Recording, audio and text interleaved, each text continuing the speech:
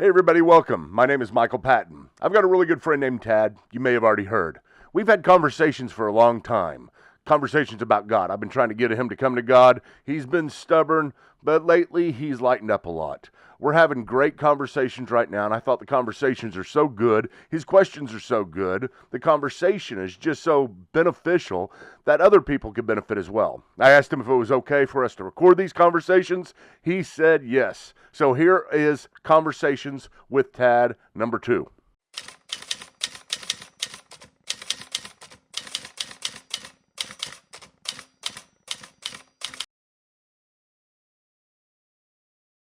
All right. Well, but anyway, so you were watching The Creation of the Soul, Yeah, right? yeah. You said that was your favorite. It's interesting, and I'll tell you why. I can do this real quick when we get to heaven. As you know, I owned a medical company for 20 years and worked on a lot of cadavers, and would have to set these cadavers up in different labs to do sales presentations. And there was one or two actually that one was a heavier fella that wasn't quite thawed out enough. And so I had him go back and thaw him out. And this other lady, I couldn't. What does that mean? We're a slab of meat without a soul. That's Okay. where I'm going with this. Okay. And so I couldn't, we couldn't cut into them. So I had to I had to prep all the bodies before the surgeons got there. Oh, I see. Okay. Yeah. And this guy was just too cold for me to cut into. And so then there was another one we were doing. I couldn't get her eyes closed. And so she just keeps staring at me, this cadaver. And that's when I learned right then. I go, we are literally a slab of meat. Yeah. There's got to be something more to us. And I think I called you after that. This is probably 30 years ago. Yeah. And that's when I started really thinking there's more to us than a slab of meat. And that's where that soul thing got on me. Well, it's funny that class. It was. I remember preparing for that class, and each one of them, I tried to prepare it to where we could go an hour and then maybe put in 30 minutes of questions because we had an hour and a half. And I thought we're not going to get past 15 minutes on this one because it's so small. It's just where did the soul come from? I'm going to get in there. People are going to be disinterested. It's not that big a deal. I mean, I'm real interested in it. I get excited about it, but that was the longest class we had. It was after class, we had lines of people out of all the 60 classes I taught in the theology program. And I mean, we're talking eschatology, the end times. We're talking, the Trinity and all the hard class. Here's the one, creation of the soul, and everybody wants to talk about it. And they were so excited about it. And it's funny that you wrote me last night and you said, I'm watching the creation of the soul, and it's my favorite so far. And it is. That was this morning. That was this morning. Yeah. Okay. Yeah. But it's funny because it is whenever you're talking about the creation of the soul, I think it's because we have such a disjunct between what it is that we have believed, what it is that culture teaches, what it is that you kind of for some reason naturally think when we talk about spirits and ghosts and your ghosts leaving your body or even going to heaven, like the heaven thing, and how the soul relates to the body, right? And this has to do with our heaven thing because we have problems for some reason realizing that we are supposed to be flesh and blood. That's what we're supposed to be. Why do you think that is? We were taught that, and that's all we can see,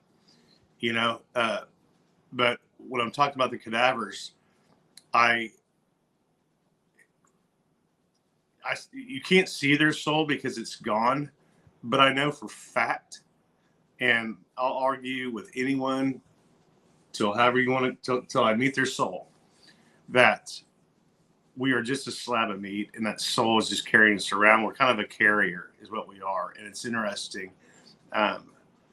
It's interesting. I love the way that you put it. Rome said, your partner there asked probably every question I could have asked. And I like the dichotomy of you two, but it's interesting. Yeah, Rome and I have fun together. I mean, it really was a great dynamic.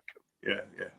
He was funny. We kind of like, that's kind of what we're trying to do here is have the same type of dynamic, because it's as long as you can make, as long as you're not taking yourselves too seriously, and neither you or I take ourselves too seriously, it works out okay. And Rome didn't take me too seriously, which was really nice.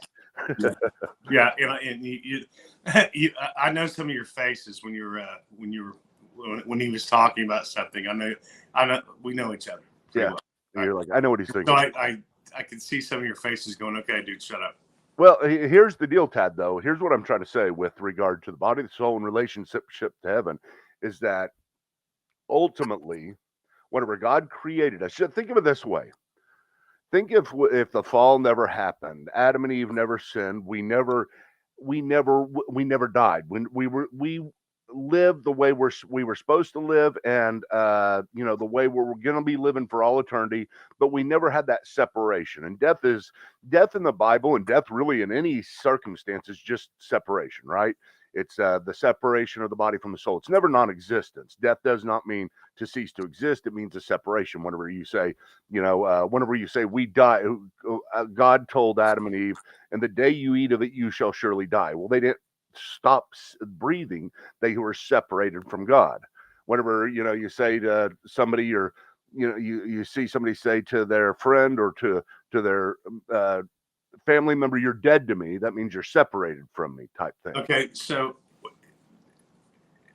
we only have one soul. Yeah.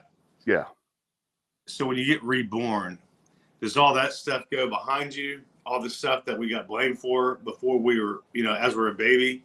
Or do we start over with a brand new soul and get a brand new set of sins? Because I'd rather have the baby sins than the sins I've had since then.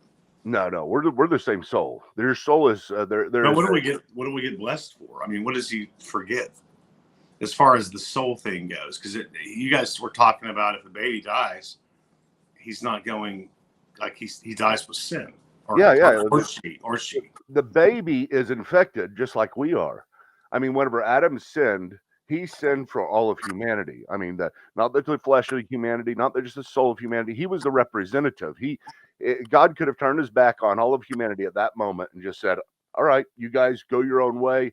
You guys have chosen. And it's just Adam at that point, Adam and Eve. And whenever he says, you guys have chosen, he's saying all of humanity. So therefore, all of humanity was separated from God. And all of humanity had to get a new representative that would bring them back, so that there would be a restoration, that the death could be healed. And that's what we talk about, the new birth, being born again. That being born again simply means that that which happened in the garden, where God separated from humanity, you are coming back together with God. Okay, so that has nothing to do with the soul. Yeah, it does. It has everything to do with soul. I mean, the soul is you. The soul is you. Your body is you. That was supposed to stay together. There was never supposed to have this death to where there was this breach, this unnatural breach, this I mean, it's very unnatural, and it's very violent. This thing that happens between your body and your soul, because you have soul. Your soul is in your cells. Your soul is in your brain. Your soul is in your fingers. Your soul is in your fingertips. It is everywhere. It is part of who you are, and it's integrated in and with. It's not a separate thing that is like, okay, people talk about having experiences where they have outer body experiences, right? Yeah. You can't really think of it that way. I mean, these outer body experiences, they're not, you can't rip your soul away from your body without death, without this violent breach that happens. They were supposed to stay together. You were supposed to be one. The humanity as a person, you're only a full human if you have a body and a soul. That's why Paul, whenever he's talking about it, he says, I'd rather be with Jesus. I'd rather die and be with Jesus, but I don't really want to be without a body. Nobody wants to be without a body. We were never supposed to be without a body. We don't function right without a body. The body is the way in which the soul is animated in this universe, and so therefore it was never intended to not have a body. So this thing, just think of yourself being in heaven, and yes, you're excited, right? Let's talk about the intermediate state. Let's call that heaven for right now. That's where God is, where you go when you die. And think of yourself as having died, and you going up to Jesus saying, when are you going to come back? When are you going to come back? And you're bugging Jesus all the time because you're like, you say, I just need my body. I need my body. This doesn't work right. I'm not functioning right. And that is true. That is very true. We are not going to function right for a while. And we will be anxious in a way, anxious in the way of excitement, and the anxious in the way of I can't wait for the day. I can't wait to get my soul back. There is not a rest in heaven in the intermediate state after you die because your soul needs your body. That's the main thing that you have to understand. It is so integrated. It's so much a part of who we are. You cannot think of this spirit just kind of walking around just being happy without the body. So we're going to have the same, we're going to look the same in heaven. Now, in heaven, are you talking about at this point, this intermediate state of existence before intermediate state of existence? Are we going to have, like, we'll recognize ourselves? I have no idea. The Bible says very little about the intermediate state. It's called personal eschatology of the intermediate state. And that intermediate state of existence, here's all we know. This is all we know. Is that it is better because we're with the Lord, but it's bad because we're without our body. Okay. So I'm just going to know I'm me because of my soul. I won't recognize myself. Maybe if there's I don't think there's going to be any mirrors. You're not going to walk by a mirror in heaven and look at yourself, fix your hair, or whatever. Now, I say that. But at the same time, there are two instances in the Bible where you have in Samuel, where Saul, this king, goes and he's getting ready to go to war and he's scared. So he wants to go to the prophet that used to be alive and tell him whether he was going to win the war or not. But the prophet's dead. So he goes to a witch, the witch of Endor, and he tells the witch of Endor to bring Samuel back because he needs to know whether he's going to win the war. And the witch actually brings him back. And it says, Samuel comes back and the witch screams and gets scared because he actually came back. And Saul said, "What do you see?" And she said, "I see an old man with a long robe on." So that's kind of weird because here we have the soul, because his body was gone, the soul having some type of recognition at that point, at least, to the witch of Endor. And it looked like he was whenever he died. He still had gray hair. He was still old. He still wore that. The Bible or the Lord of the Rings? No, this is the Bible. Okay, all right. Yeah, the witch of Endor. Yeah, they're not supposed to go to witches. This is just basically a medium, a spiritualist that would call somebody back from the dead. And then there's the other time where Jesus is on the Mount of Transfiguration, and he goes up on top of this mountain, and Peter and John and James go with him, and they're the only one of the apostles. He invites them to go. They're kind of the inner circle of Jesus's apostles, Peter, John, and James.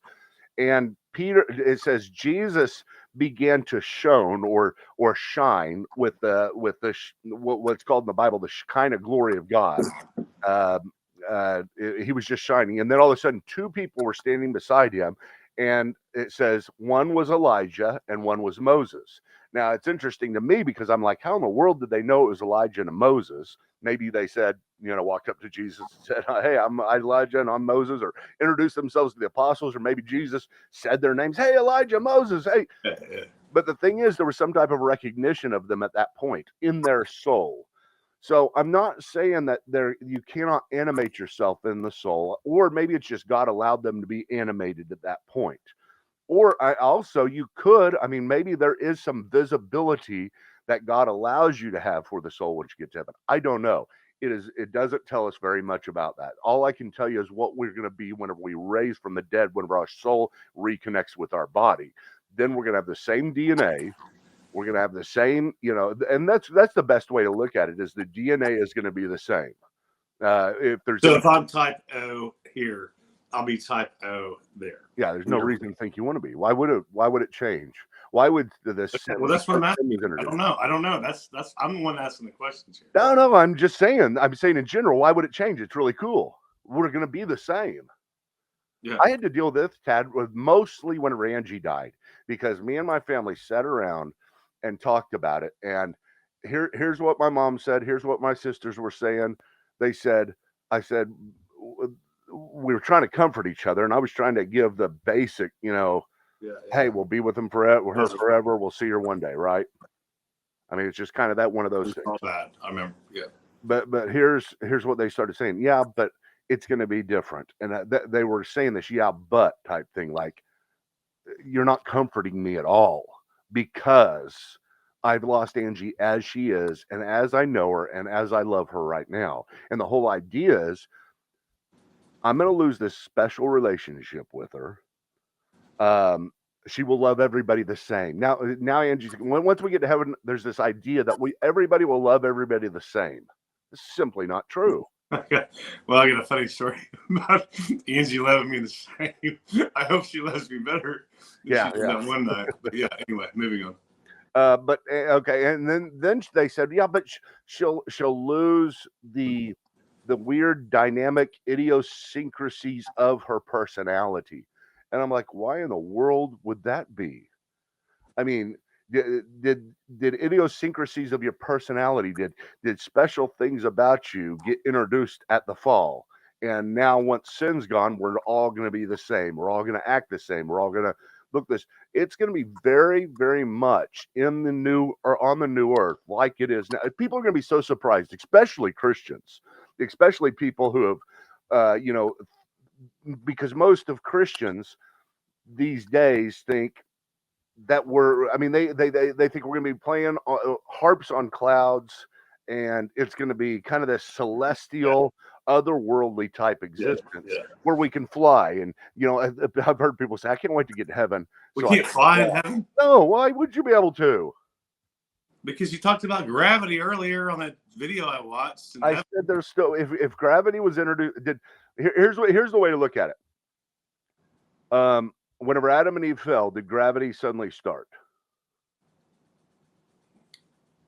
No. I'm not in this for a debate. I'm here to ask questions. Dude, I am not trying to debate you. This is the way I don't know. You know what? I don't think anybody knew. I don't think you know, because I do. Well, no, you don't, because you weren't there, and you don't know if gravity. I mean, maybe was the apple supposed to fall I up? know as well as I know everything, and that I don't know everything perfectly. So yes, if you're saying, do I know for certain? I don't even know if any of this is true 100%. I'm just persuaded that it is. Right. But, yeah, I mean, if the apple fell up, is that anti-gravity? I mean, the gravity thing. You're thinking of Isaac Newton, dude. Well, I'm talking to you right now. It doesn't say anything about the apple. It doesn't even say it's apple. It says it's a fruit tree or a. Yeah, why wasn't it born? So it could have been a pear. Yeah, that's. I mean, we don't know. True. That is true, but it probably was an apple. Well, the Bible says so in the Old Testament. No, it doesn't. It doesn't say it was an apple. So it doesn't? Just said it was a fruit. Fruit to make you wise. That's it. So why have I thought apple my whole life? I don't know, because that's everybody says apple. Take a bite of the apple. That's the whole idea. But no, it doesn't say it. Could have been a banana. Oh, man. But you get the point here, is that whenever God created everything, he said he created everything saying it's good, it's good, it's good. He created the stars and the moon and the sun and said it's good. He created the land, said it's good. He created the animals, said it's good. And then he created man, and he said this is very good. And so this is kind of the theme that's building in Genesis chapter 1 through 3. But whenever he's done, this is very good. And so here's God, and he made everything. Land, sea, sky, people walking on the earth, because there's gravity. They have to work. He said, I'm giving you all of the garden to cultivate and build, subdue the world, take control of the world, and you're going to discover the rest of your life all kinds of great things. That was kind of the idea.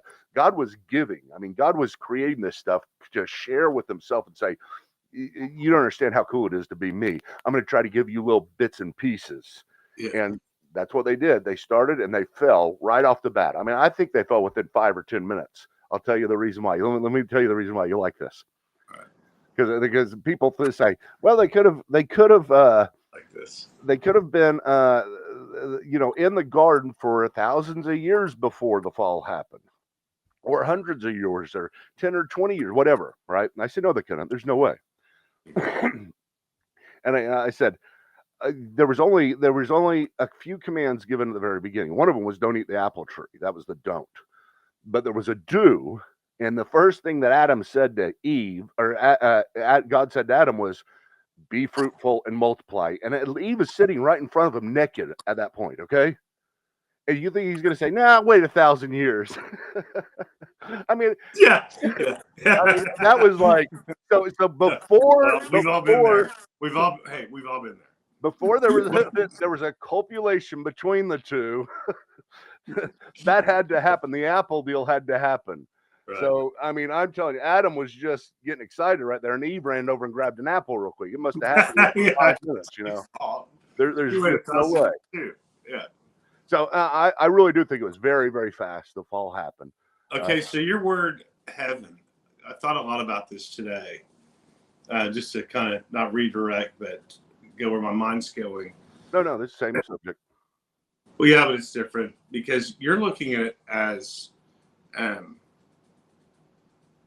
like it's turned into kind of slangish, I guess is a better, I don't know a better word to put it, but like just to like use nonchalantly, you know, you'll say like everybody says everything's heaven. Yeah. And what heaven started out was, in my opinion, was where you go after you die. Yeah, is what we're talking about.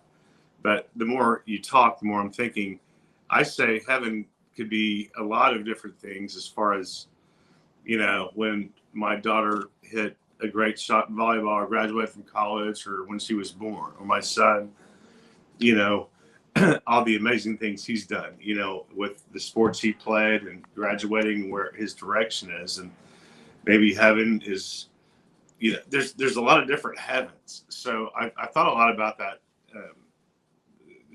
There's kind of a good segue actually, but that I thought a lot about that, and I think it's. Do you think it's being overused? Is that your point with that? When we were talking earlier. No, that's fine. I mean, you can use it. I mean, you're using it in an idiomatic way, just kind of an idiom of the day. I don't know what idiomatic means. Well, it's just a common way to say it for today. You know, like I'm in heaven right now. You know, Tad, this is so great. My life is going, that kind of thing. That's fine. I mean, you can use it that way, but I'm just talking properly speaking when we talk about heaven. We talk normally whenever people say in heaven, I'm going to ... right? What they mean is after I die and forever, in the afterlife. Would you call that a different word than heaven? No, I just qualify it. I mean, if I use heaven, qualified it, but is there a better word? No, it's fine. I mean, yes, think of heaven as this, where the place where God's presence resides. So if God's presence was in the Garden of Eden at the very beginning, which it was, right? Mm-hmm. He walked in the garden with them, and he was present in a way that he's not present with us now before the fall happened. Then the Garden of Eden was heaven at that point, right? Yeah, but the Garden of Eden could be, I mean, that's a whole other topic. I mean, well, just put it this way for now. The Garden of Eden, the first place where man was on the earth. I guess I'm with you. So the first place that man was on the earth at that point was heaven. And then the sin happened. God went to a different realm in his presence. I mean, there's so much to say about this because, yes, God is timeless. God is spaceless. God doesn't have matter. That's the essence of God. But there's the presence of God that's here on the earth. And then there's the presence of God right now that is like where Jesus is at right now. Where's Jesus at? He's in heaven. And that's fine to say it that way. But I don't like it when we talk about heaven as the afterlife, as if it is going to be the way it is in between when we die and when we're raised from the grave. Ultimately, this is what I want people's hope to be in. I want it to be in heaven, but I want it to really to be on a new earth. The new earth, the way that we are today. God's purpose is going to be fulfilled. That is what redemption is about. You've heard the word redemption. We talk about being the restoration of all things in the Bible, but redemption, to redeem, to get back what was lost. So God is in the process ever since the garden of getting back what was lost in the garden. He had a plan, and it was like, hey, let's create these people, share with ourselves, because that's all God is. I mean, he didn't create people to say, I want people to worship me and see how great I am. That is some people think that way, and that's just ridiculous. There's nothing to the Bible. All you see in the Bible is God giving to him from the very beginning. He gives man, he gives man, he gives man, he gives him the animals, he gives him the animals to name, he gives him the earth to subdue, he gives him the woman and the ability to create children, and he gives them the entire earth. He's just giving. You got to think of God being excited about giving all these things because he is sharing of himself. So why did he wait so long? How do you know he waited so long? How do you know he didn't? Well, for God, how can you wait so long if there's not a before and after? Well, because there's a beginning. There's a beginning for us. There's a beginning for him. If I all of a sudden knew, how long did it take for Superman to figure out he knew how to fly? I don't know. I guess the day he started floating. There you go. So why did it take God? Smallville, at least, that's how it happened. Yeah. Yeah. But you, okay. Think of God. There's not a time whenever God does anything. In God's essence, there's not a time he does everything. He experiences all things, all times, to the fullness in an eternal now.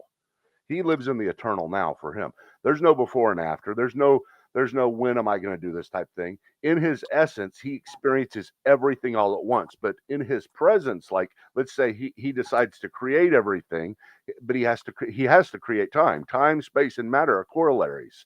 They all go together. You can't have one without the other. So whenever matter was created, time was created. Before time, there was no time. Do we understand that? Absolutely not. That's the thing that you can blow your mind over, but it has to be that God is timeless, or therefore he is not God. If he is in time, then he is just a creature caught up with us. And a very powerful creature, yes, a Superman-like creature, but you can't really call him God properly speaking. He's not the creator because he didn't create time. He didn't create a space. He didn't create matter. You're saying three things at the same time. Do you realize that? No. Okay. There is no time. He created time. There is no time. There is no time with God in his essence. Well, I know for a fact that God does not have numbers on his clock through kind of the journey I've gone through over the last couple of years. And I'm sure one of these days we'll go through my story, which will be boring to everyone, but there is time, because what else would you call moments? Well, time is simply the measurement of movement. Think of it that way. There's no such thing as time in itself. There is time, but it's just a measurement of movement. So you measure the time something moves from one place to another. If you have total staticness, there's no such thing as time. So it's a measurement of movement. God lives outside of time. He doesn't have movement because he's not but made up. Saying there's no time, but then God lived outside of it. So no, there's no time for God. There's no time for God. God, in his essence, there is no time. Okay. Then he creates time, and we experience it. Just like there's no matter. This might be hard to kind of comprehend. Do you get no, don't worry if you can't comprehend this. You shouldn't be able to. But you should comprehend only this, the understanding that it is a necessary thing for God to be God. Because if you have, let me put it this way, okay? If you have God in time, then you have God in space, and you have God in some type of matter, gas or spirit or whatever else that floats around. Yeah. If you have those things, then you have to answer the question, what created God? Because in time there is a succession where you have the next question, actually. Yeah. If you have God in time, then you say, wait a minute, what created God then? Who created God? Philosophers, all the way back from Aristotle to Saint Anselm, Plato, everybody always understood there had to be an unmoved mover. There had to be a beginning point, and that beginning point had to transcend, be above the law of cause and effect. In order to be above the law of cause and effect, you have to be above time, because the law of cause and effect says for every effect, there is an efficient cause. For everything that happens, you can find the cause behind it. The universe happened, therefore there is a cause for that. Yeah. But God did not happen, therefore he is above time. So God in his essence, essence, just talk about stuff. It's called ontology. Like my essence is skin and bones, right? This chair's essence is wood and leather. Essence, ontology, is what the stuff actually is. And if you ask the question, what actually is God? All we can do is say what he's not. He's not matter, he's not in time, and he's not in space. And then we leave it at that. I can't tell you how to understand that. And if you said, hey, I get it, then I'd say, wait a minute, you're not understanding it then.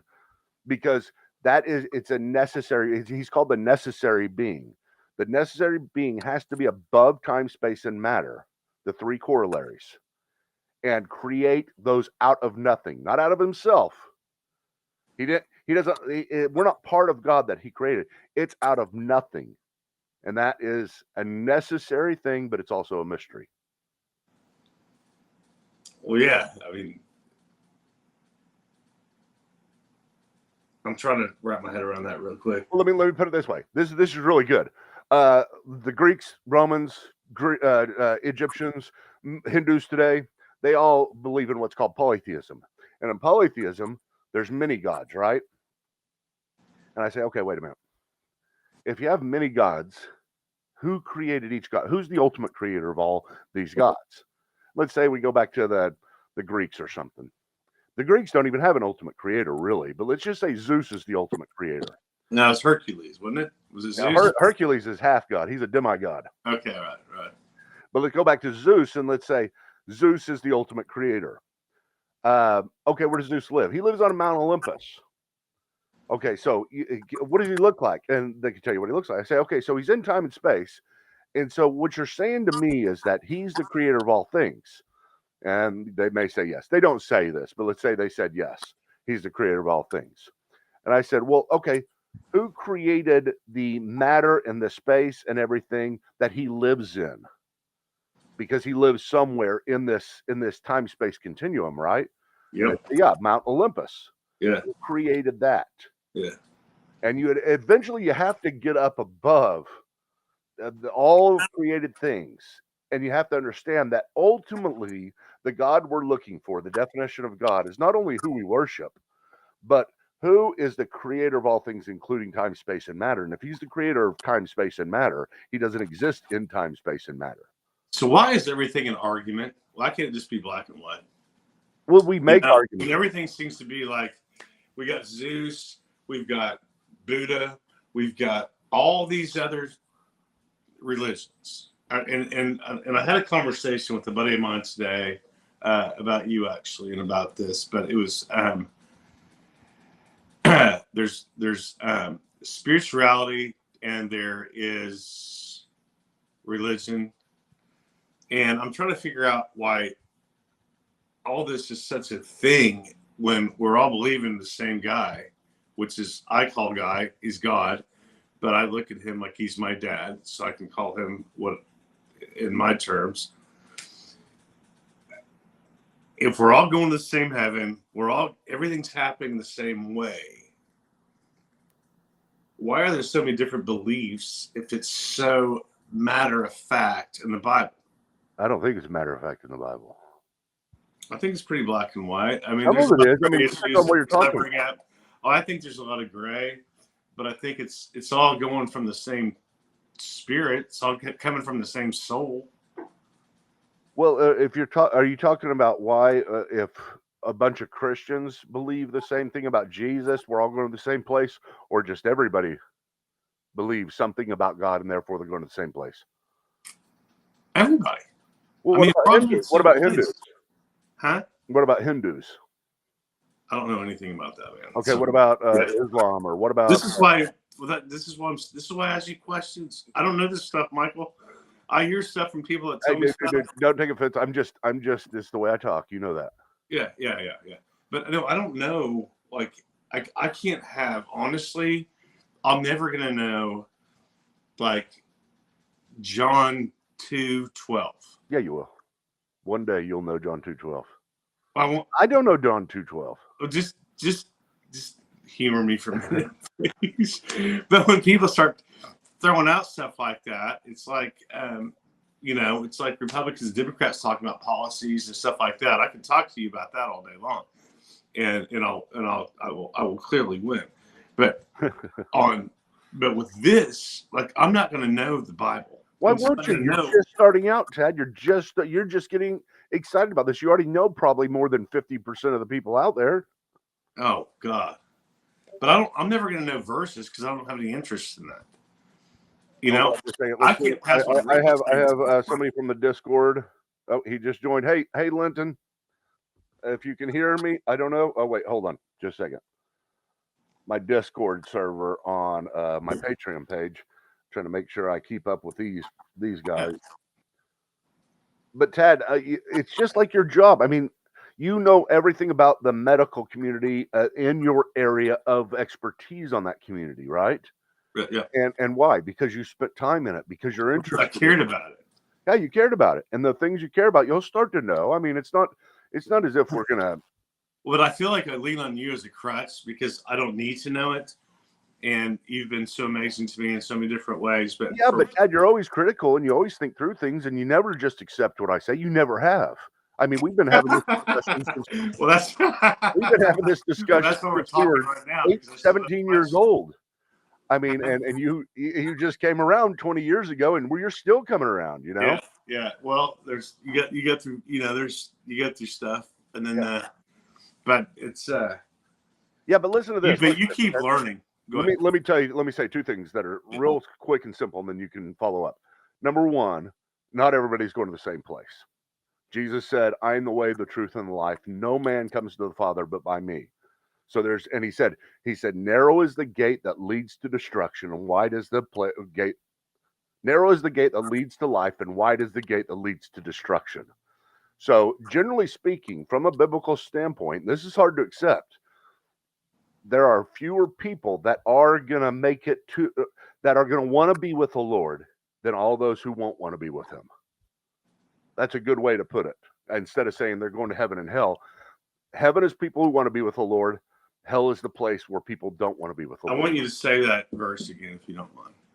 I am the way, the truth, and the life. No man comes to the Father but by me. I know that one. The other one. Which one was it? The narrow gate. Huh?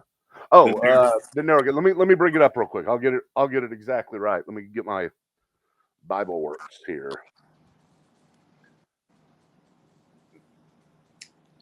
But listen also about the disagreements, because you asked why is there so many disagreements, and I think it's a great thing that there's disagreements, and I'll tell you why.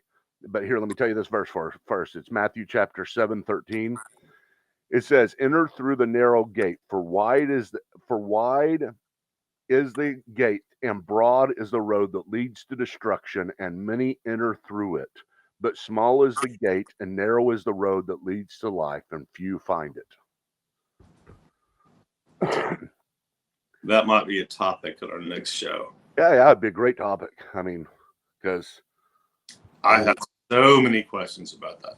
Let me answer the question, though, also about just disagreements. And I'm talking about disagreements among, let's say, me and my buddies at seminary, or me and, as people that are in my Patreon, or me with people on my blog. We're all believers in Christ. We all believe that He died and rose for our sins. We're covered, right? Done. From a biblical standpoint, we are covered, and we may disagree about everything else on the planet. Maybe Republicans and Democrats, and I mean, just completely opposite. But all of us know that we're sinners, and our only hope is Christ. We're all going to be with the Lord forever on the new earth. But I love the disagreements, and I love that God kept them. Oh, yeah. Because it sharpens you. I mean, how much, let's just say if God just gave us a book and said, here's an answer to everything. You know what? You don't have to work through this. Don't wrestle through it. Look, I know where you're going with this. No disagreements, anything like that. Yeah, I get it. But through the struggle, what a great thing it is. I mean, in the end, you may be wrong, but at least you're honestly wrong. You've worked through it, and you've got scars and wounds and limps and everything as you've gone through the battle of trying to understand. And that's the way that I love to learn.